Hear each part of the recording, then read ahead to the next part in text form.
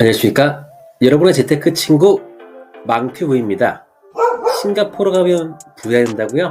싱가포르 가서 부자가 되는 방법, 이 영상을 보시면 됩니다. 네, 싱가포르 가면 부자 된다 벌써 8편입니다 1, 2편에서는 시티스테이, 3, 4편에서는 리버스테이, 5, 6편에서는 네이처스테이를 다뤘죠. 그리고 7편에서는 싱가포르의 경제, 물가 등을 알아보는 이코노미 스테이를 말씀을 드렸고요. 오늘은 8편 싱가포르의 물가, 세율, 산업에 대해 알아보는 이코노미 스테이 2일차에 대해서 말씀을 드리겠습니다. 네, 바로 본론으로 들어가겠습니다. 지난 영상에서는 싱가포르의 식료품 그리고 속옷 등을 이야기하는 그런 의류 등은 한국과 그다지 차이가 나지 않는데 반해서 싱가포르는 물가가 비싸다라고 인지가 되는 부분에는 아마도 싱가포르 중심가 또는 센토사 섬 근처에 있는 우리가 묵게 되는 그 호텔 가격이 상대적으로 비싸기 때문에 우리가 그렇게 인식을 하게 된 것이 아닌가 하고 말씀을 드렸죠. 그래서 이번에는 호텔, 그러니까 시내죠, 중심가에 그리고 센터사 쪽에 호텔 가격에 대해서 한번 알아보겠습니다. 보시면 네, 유명하죠. 네, 마리나베이 샌즈 싱가포르 묻고 싶죠. 위에 인피니티 풀도 한번 가보시면 좋을 것 같고요. 가격이 얼마일까요? 네, 검색을 해보면 디럭스 트윈룸 한화로 약 90만원, 디럭스 킹 가든스 바이 더 베이 뷰룸 한화로 약 115만원이죠. 예, 디럭스 트윈룸은 싱글 침대 하나가 있어서 지금 보통 이제 연인이나 부부면 부부라고 볼 수 있겠죠? 네, 2명. 그리고 지금 주말 가격으로 한 겁니다. 그리고 아래 디럭스 킹 가든스 바이 더 베이 뷰룸은 3명, 주로 부부와 자녀 그 정도로 볼 수가 있겠죠. 그 경우에는 120만원. 물론 유명한 호텔이긴 한데 한국의 관광지, 이를테면 부산 아니면 서울도 포함시킬게요. 그런 유명 호텔 가격과 비교를 하면 어떤 것 같나요? 약간 비싼 것 같기도 하죠. 네. 자,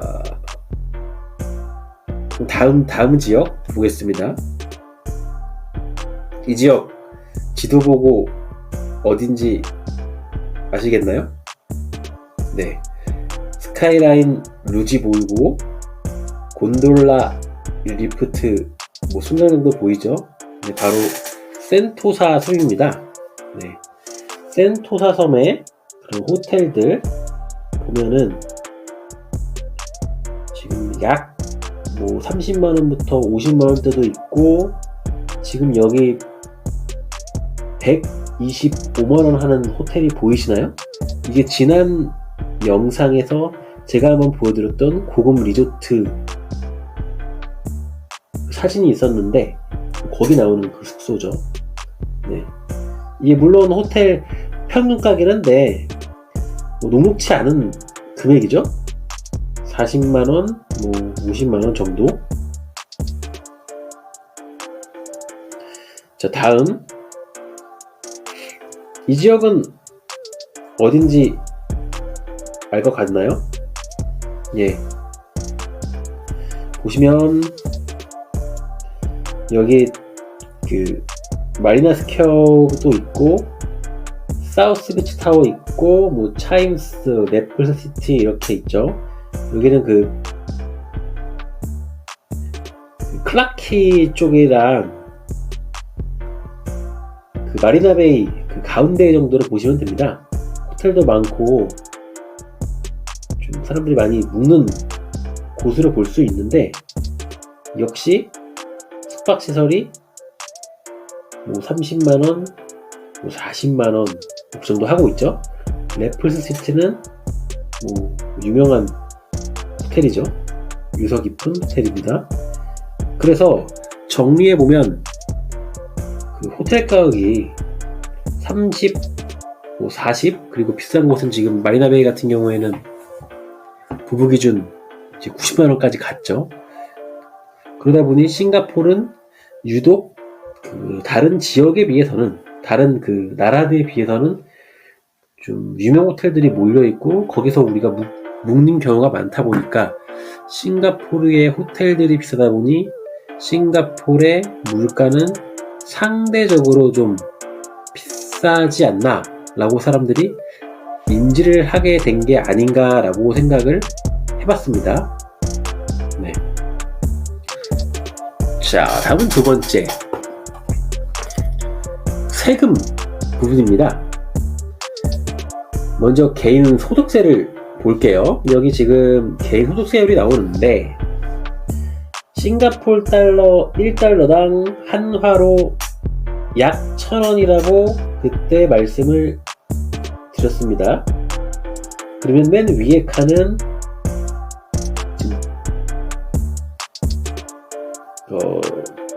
1,000만원인가요?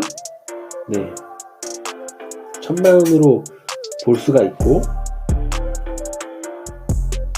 다음은 뭐 2,000만원이겠죠? 네. 네. 다음은 뭐 4,000만원이고, 아무튼 1,000만원, 한국 돈으로 1,000만원 아니면 2,000만원, 그리고 이제 4,000만원에 대해서 세율이 계속 올라가게 되는데, 지금 그 만약에 연봉이 세전으로 약 1,000만원이라고 가정한다면 세율 2%입니다. 상당히 적죠. 물론 세금은 누진적으로 적용이 돼요. 그리고 만약에 그 다음 급간 쭉 반영을 해서 1,000만원이 아니라 1억이다 라고 가정을 했을 때 세율이 얼마죠? 11.5%죠. 그러면 1억을 벌었을 때 약 세금을 1,000만원 정도 내게 되는 거잖아요. 이게 뭐 1,000만원이 작은 돈이냐 라고 생각할 수도 있겠지만, 지난 연말정산하면 부자된다 편에서 거의 지겹도록 세율에 대해 다뤘었죠. 연말정산하면 부자된다 해서 그 두 가지 변수를 말씀을 드렸었죠. 소득공제와 세율. 그래서 기억나십니까? 세율,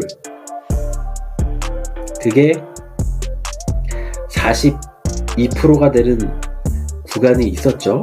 그 연봉이 거의 1억 5천을 넘었던 구간이었나요? 네. 그러니까 동일한 연봉을 받더라도 한국에서는 약 그 40%가 넘어가는 세금을 내게 되는데, 지금 싱가포르에서는 거의 뭐 10에서 15%대 이 정도의 세금을 내게 되는 거죠. 그죠? 그러니까 그 지난 영상에서 말씀드린 바와 같이 거의 싱가포르에서 신입사원 기준 싱가포르에서 2달치 월급을 한국보다 더 많이 받는다고 간주하면 된다고 말씀을 드렸습니다. 그래서 만약에 20대 때 좀 영어에 능숙하고 글로벌 기업을 경험하고 싶은 그런 분들께서는 이렇게 싱가포르에서 한번 돈을 좀 벌고 커리어를 시작해보는 것도 괜찮습니다.